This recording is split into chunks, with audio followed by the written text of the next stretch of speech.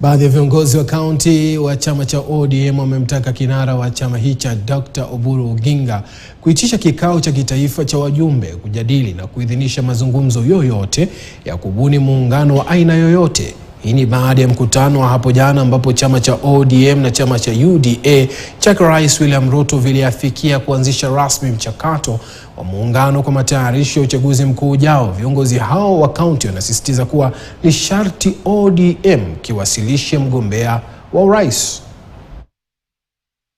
Muungano hata kubali kabla ameitisha NDC. Party leader aitishe NDC, after that ndio tutakuwa na negotiation yoyote na chama chochote. Sisi kama chama cha ODM tutasimamisha presidential material, nao watatuongoza kwa sababu ni kubwa wetu. Hao ndio wataongoza sisi, tujue ni nani ambaye atasimama kama president wa chama kubwa katika Afrika. Na tutasimamisha viti vyote Kenya nzima, kutoka kwa president mpaka kwa MCA.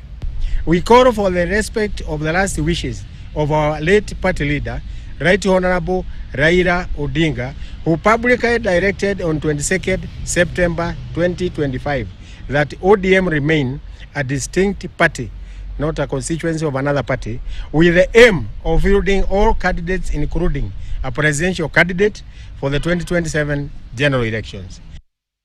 Na serikali kupitia wizara